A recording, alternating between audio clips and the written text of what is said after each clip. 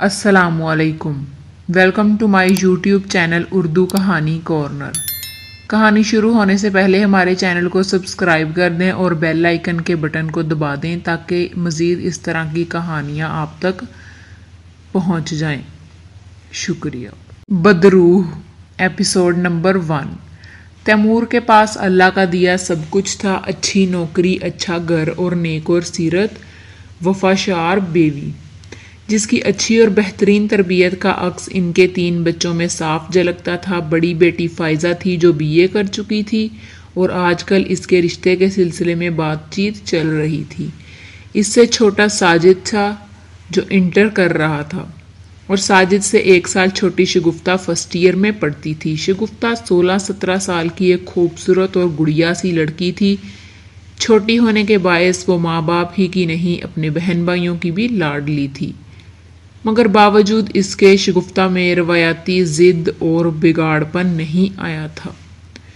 वो सबका एहतराम करती थी अपनी उम्र के बरखिलाफ। वो संजीदा मिजाज और कमगोल लड़की थी। शायद ये इसकी फितरत का हिस्सा था या फिर इन अजीबो गरीब और पुरसरार हालात का शाखसाना था जिसने इसे मजीद कमगू और गुमसुम सा कर दिया था। घर में सबसे छोटी होने के बायस इसमें जो थोड़ी बहुत शौखी और शरारत थी वो भी इन पुरसरार हालात की वजह से ख़त्म होकर रह गई थी। बचपन में इसे डरावने ख्वाब आते थे, मगर ये कोई अहम बात ना थी। इस उम्र में बच्चों को ऐसे ख्वाब अमूमन आते ही हैं। तिब्बी नुक्ता नज़र से नमक की ज़्यादती और पेट की खराबी इसका सबब होता है। फिर उम्र के साथ साथ खुद ब खुद ऐसे डरावने ख्वाब मदूम होने लगते हैं, लेकिन शगुफ्ता के साथ ऐसा ना हुआ। पहले तो इसे कभी कभार ही ये ख्वाब आते थे, मगर जैसे जैसे वो बड़ी होने लगी तो इनके बजाय कमी आने के इजाफा होता चला गया। अब जबकि वो एक 16-17 साल जवान लड़की थी, ये ख्वाब अब एक त्वातर के साथ आने लगे थे। अब तो कई बार वो रातों में अचानक चीख मारकर बेदार हो जाया करती। तैमूर एक पढ़े लिखे और समझदार आदमी थे। शगुफ्ता की कमगोई और संजीदा रोई को वो इसकी गैर मामूली हसास तबीयत पर ही महमूल करते थे। इसलिए उन्होंने शगुफ्ता के मसले पर ज़्यादा तवज्जो ना दी और सिर्फ इतना हल निकाला कि इसे कमरे में अकेले नहीं सोने दिया जाता था। अब वो अपनी माँ के साथ सोती या फिर कभी इसकी बड़ी बहन फायजा सो जाती। एक सबसे अहम बात जो खुद शगुफ्ता ने नोट की थी वो ये थी कि डरावने ख्वाबों की नोयत मुख्तलिफ नहीं थी। इसे सिर्फ एक इंतहाई खौफनाक और भयानक चेहरा नज़र आता था, किसी गैर इंसानी मखलूक का भयानक चेहरा जो इसके करीब आते आते मज़ीद खौफनाक हो जाता। तब वो खौफज़दा होकर चीख पड़ती और नींद से बेदार हो जाती। फिर एक अजीब बात हुई, ये डरावने ख्वाब आना खुद ही बंद हो गए। कुछ रोज़ बीत गए, ये ख्वाब आना अब बिल्कुल ही बंद हो गए। शगुफ्ता ने ही नहीं बल्कि दीगर घर वालों ने भी सुकून का सांस लिया।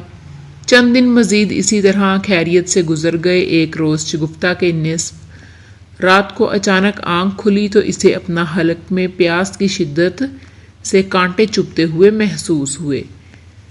रात अपने निस्फ पहर में थी, हर सू खामोशी और सन्नाटा तारी था। शगुफ्ता पानी पीने के लिए बेड से उठी। अब वो अकेली ही कमरे में सोती थी। कमरे में 0 वाट का बल्ब रोशन था। वो अपने कमरे से निकलकर ड्राइंग रूम में आई, यहाँ भी मध्यम रोशनी थी। वो फ्रिज के पास आई और ठंडे पानी की बोतल निकालने लगी। 1 गिलास पानी पिया तो इसे हलक की चुभन में कमी महसूस हुई। फिर वो जैसे ही पलटी, अचानक इसे मध्यम रोशनी में एक मलजी सा हेवला ड्राइंग रूम के दरमियान से होता हुआ बाहर की तरफ जाता नजर आया। शगुफ्ता बुरी तरह ठटकी। पहले तो यही शोबा हुआ कि घर का कोई फर्द इसकी तरह पानी पीने उठा हुआ और अब वो वापस अपने कमरे की तरफ लौट रहा होगा, लेकिन इसे तसल्ली ना हुई। वो यकदम पलटी और मलजगी हेवला ड्राइंग रूम से निकलकर गायब हो गया। शगुफ्ता मुख्तसर सी नीम तारीकी राहदारी में खड़ी थी। दाएं जानब इसकी अम्मी अबू के ख्वाबगाह थी और इसके बाद एक कमरा साजिद भाई का था। दीवार की बाएं जानब इसका और फायजा का कमरा था। शगुफ्ता को फिर वो पुरसरार हेवला दिखाई ना दिया। वो इसे अपना वहम समझकर अपने कमरे की तरफ बढ़ी اور پھر جیسے ہی دروازے کے قریب پہنچی اچانک وہی ہیولا نہایت تیزی کے ساتھ کھلے دروازے سے نکلا۔ شگفتہ کے حلق سے غیر ارادی طور پر دبی دبی چینخ نکل گئی۔ وہ ہیولا اس کے بالکل قریب سے گزرا تو اسے ایک سرد جھونکے کا احساس ہوا۔ گرمی کے باوجود شگفتہ ٹھٹر گئی۔ اس نے اپنی کیفیت پر قابو پایا۔ وہ یکدم پلٹی تو ہیولے کو دوبارہ ڈرائنگ روم کی طرف جاتے دیکھا۔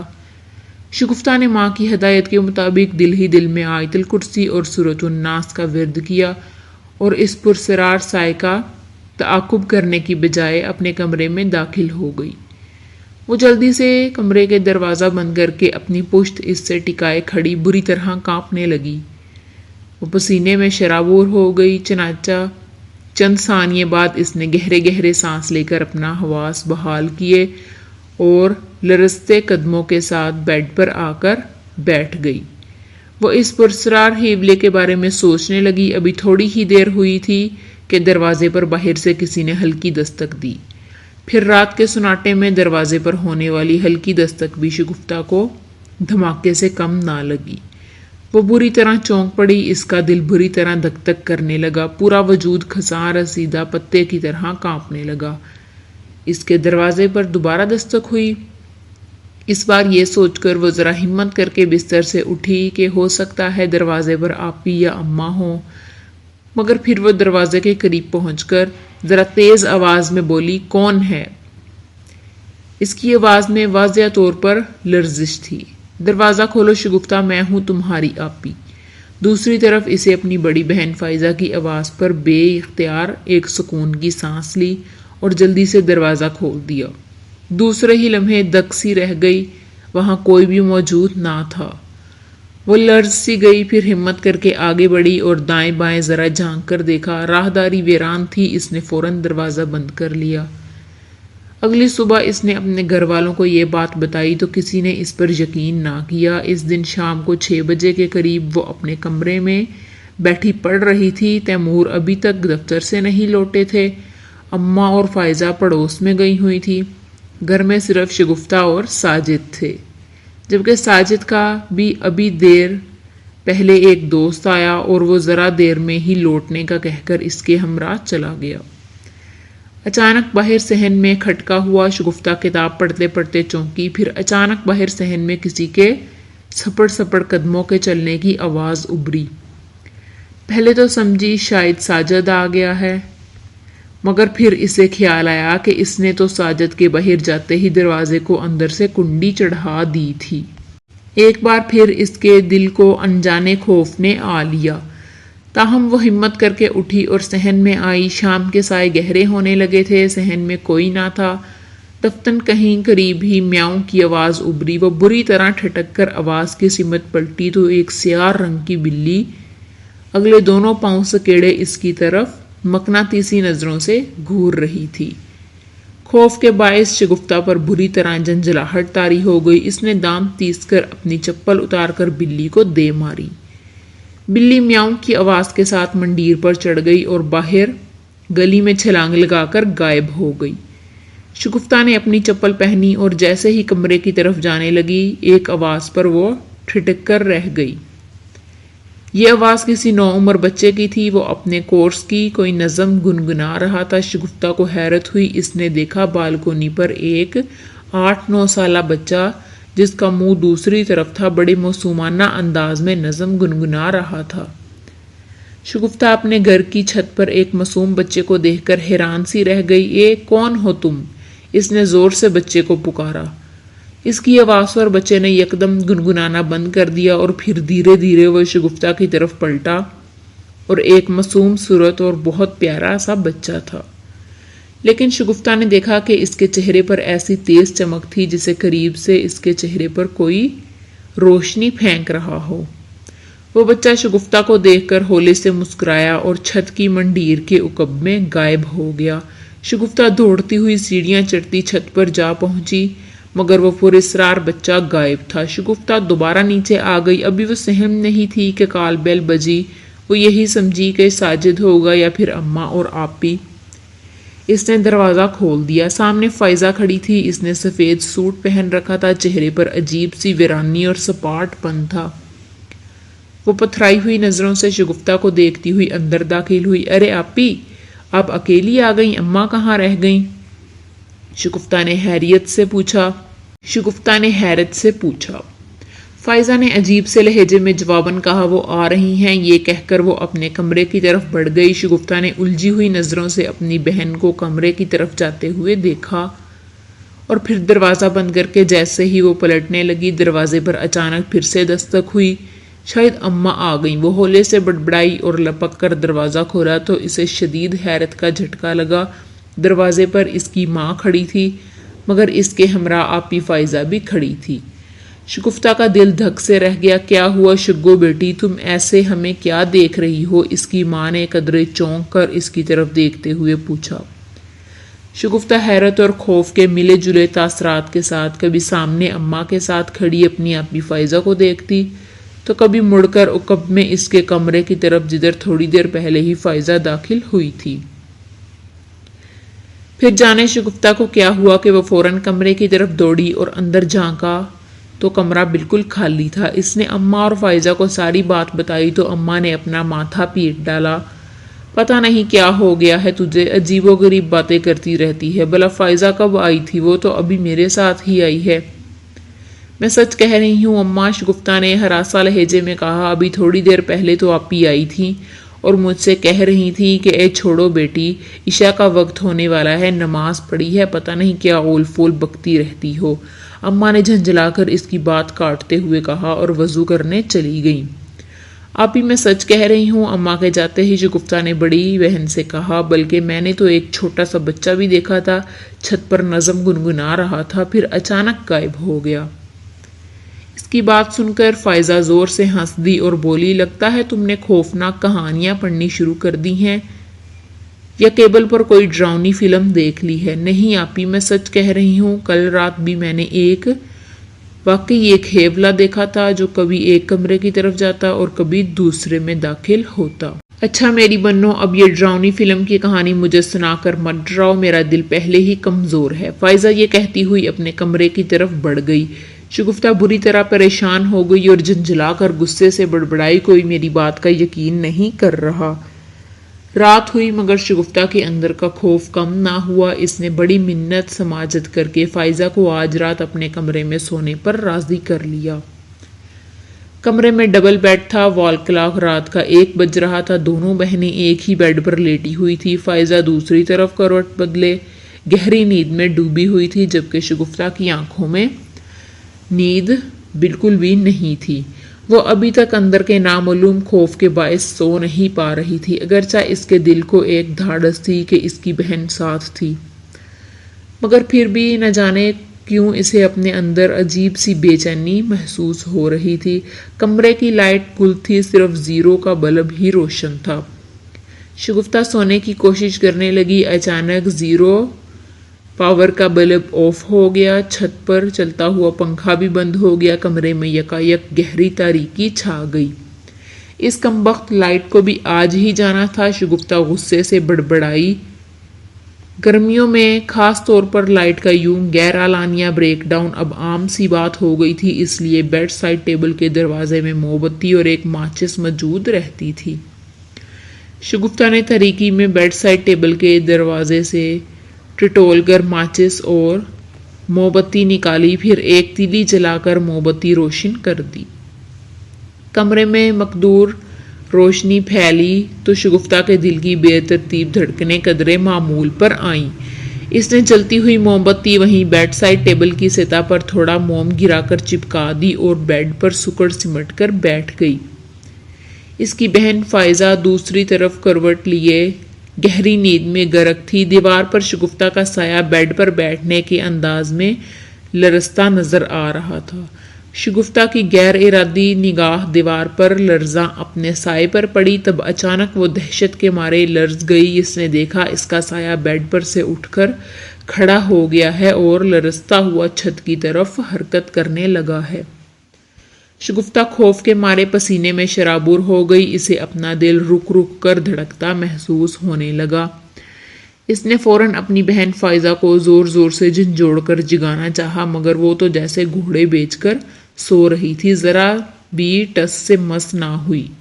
آپی اٹھو، آپی اٹھو، خدا کے لیے اٹھو! وہ خوف کے مارے بے حال ہو کر اسے پکارنے لگی، ساتھ ہی اس کی دہشت زدہ نظریں اپنے سائے پر بھی جمی ہوئی تھیں، جو اب اس سے جدا ہو کر کمرے کی چار دیواری پر گردش کر رہا تھا۔ پھر فائزہ نے عجیب انداز میں کروٹ بدلی، شگفتہ کی جان میں جان آئی، مگر جیسے ہی اس نے فائزہ کے چہرے کی طرف دیکھا تو اس کی روح تک خوف سے منجمد ہو گئی۔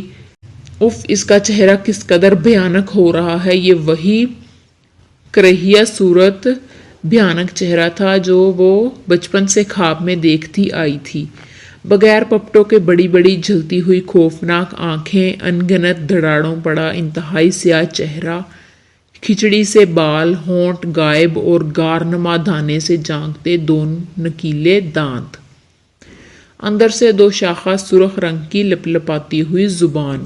اس سے قبل یہ بھیانک چہرہ وہ خوابوں میں دیکھتی آئی تھی جب اسے ڈراؤنے خواب آتے تھے، مگر آج وہ جاگتی آنکھوں سے یہ خوفناک اور بھیانک چہرہ دیکھ رہی تھی۔ شگفتہ جی جان سے لرز اٹھی، اسے اپنی بڑی بہن فائزہ کے چہرے پر یہ بھیانک چہرہ دیکھ کر وہ بے اختیار اس نے مارے خوف اور دہشت کے چیخنا چاہا، مگر جیسے حلق سے چیخنا تو درکنار ایک معمولی سی سسکاری بھی برآمد نہ ہو پا رہی تھی۔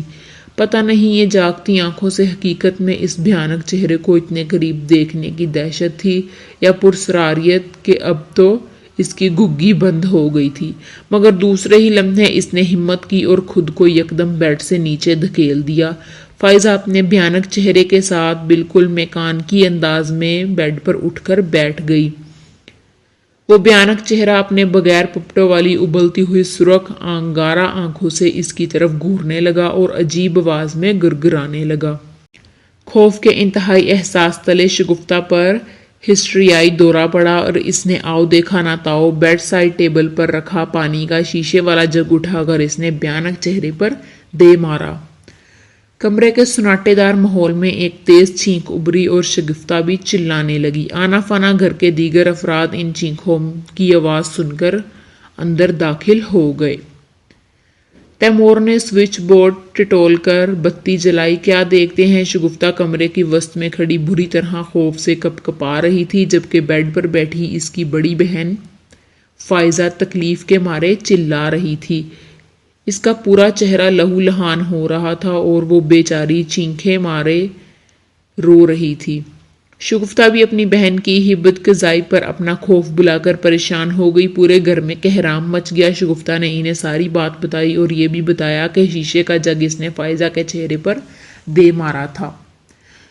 ہائے شگو کم بخت، یہ کیا کر دیا تو نے! اپنی بہن کو ہی مار ڈال رہی ہے! اماں اسے کوسنے دے کر رونے لگی۔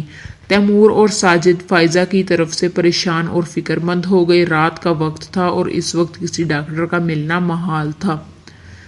اماں ابھی تک رو رو کر شگفتہ کو کوسنے دیے جا رہی تھی۔ ارے کم بخت، تو نے آدھی رات کو ہم پر یہ کیا وقت ڈال دیا! اب کیا ہوگا؟ بیگم تم رونا بند کرو، مجھے سوچنے دو کچھ۔ تیمور نے جھنجھلا کر اپنی بیوی کو چپ کروایا، پھر ساجد سے بولی بیٹا تم جلدی سے گاڑی نکالو، کسی پرائیویٹ میڈیکل سینٹر لے چلتے ہیں فائزہ کو۔ چنانچہ فائزہ کو اس وقت کار میں ڈال کر ایک قریبی میڈیکل سینٹر لے جایا گیا۔ وہاں ایک نائٹ شفٹ ڈیوٹی پر موجود جونیئر ڈاکٹر نے فائزہ کو فرسٹ ایڈ دی اور اس کے چہرے کے زخم صاف کیے۔ پھر ایک سینئر ڈاکٹر کو کال کی گئی۔ یوں فائزہ کی جان تو بچ گئی، مگر اس کا چہرہ بری طرح زخمی ہو گیا۔ میں کہتی ہوں اس لڑکی پر جن کا سایہ ہے، یہ سب کو ایک دن اسی طرح زخمی کر کے مار ڈالے گی۔ اسے کسی پیر فقیر کے پاس لے جائیں۔ شگفتہ کی ماں اپنے شوہر سے پرتشویش لہجے میں بولی۔ شگفتہ بیچاری ایک طرف کھڑی رو رہی تھی۔ تیمور نے بیوی سے کہا بیگم کیسی جاہلوں والی باتیں کر رہی ہو تم! یہ جن کا سایہ کیا ہوتا ہے؟ مجھے تو کوئی نفسیاتی معاملہ لگتا ہے۔ یہ کہہ کر وہ ایک طرف کھڑی سسکتی ہوئی شگفتہ کی طرف بڑھے اور بہت شفقت سے اس کے سر پر ہاتھ پھیرتے ہوئے پیار سے بولے بیٹی تم رونا بند کرو، اس میں تمہارا کوئی قصور نہیں۔ کیا پھر کوئی ڈرانا خواب دیکھ لیا تھا؟ باپ کے پرشفقت رویے پر اسے ذرا حوصلہ ہوا اور وہ اپنے آنسوؤں پر قابو پاتے ہوئے بولی، ابو وہ ڈراؤنے خواب آنا تو کافی عرصے سے بند ہو گئے تھے، لیکن وہ کچھ کہتے کہتے رک گئی۔ ہاں بیٹی بولو، آخر ہوا کیا تھا؟ تم نے فائزہ کو کیوں زخمی کیا تھا؟ تیمور نے پیار بھرے لہجے میں اس کے سر پر ہاتھ پھیرتے ہوئے پوچھا۔ شگفتہ کو ذرا حوصلہ ہوا۔ ابو، میں نے آپی کا چہرہ بدلتے ہوئے دیکھا تھا، وہ بہت ڈراؤنا چہرہ تھا، میں نے خوف کے مارے شیشے کا جگ اس پر دے مارا، مگر مجھے کیا معلوم تھا کہ آپی، وہ بیچاری مارے ندامت اور دکھ کے اپنا جملہ پورا نہ کر سکی اور پھر رو پڑی۔ تیمور کسی گہری سوچ میں چلے گئے۔ وہ سمجھ گئے کہ ان کی بیٹی ایک خطرناک نفسیاتی مرض کا شکار ہو گئی ہیں جو دوسروں کے لیے بھی جان لیوا ثابت ہو سکتا ہے۔ چنانچہ ایک روز وہ شگفتہ کو لے کر اپنے کسی دوست کے مشورے سے بتائے ہوئے نام پتے پر ایک نفسیاتی ڈاکٹر رحمت علی کے کلینک پہنچے۔ ڈاکٹر رحمت علی ایک معروف سائیکیٹرسٹ تھے، ان کی عمر 50-55 کے لگ بھگ تھی۔ انہوں نے شگفتہ کا بغور معائنہ کیا، پھر تیمور سے مفصل ہسٹری دریافت کرنے کے بعد وہ شگفتہ کی طرف متوجہ ہوئے اور مسکرا کر اس سے پوچھا، بیٹی کیا تم میٹھا بہت شوق سے کھاتی ہو؟ شگفتہ نے نفی میں سر ہلا دیا۔ کیا نمک اور کھٹائی؟ اس کا بھی مجھے کبھی شوق نہیں رہا، بس سو۔ ڈاکٹر رحمت علی نے ایک پرسوچ ہنکاری لی، پھر مزید اس سے تھوڑی سی تفصیل سے بات کرنے کے بعد تیمور صاحب کی طرف متوجہ ہوئے۔ دوستو، یہ کہانی بدرو ابھی جاری ہے، اس کے لیے اگلی قسط کا انتظار کریں اور تب تک کے لیے ہمارے چینل کو ضرور سبسکرائب کر دیں۔ شکریہ۔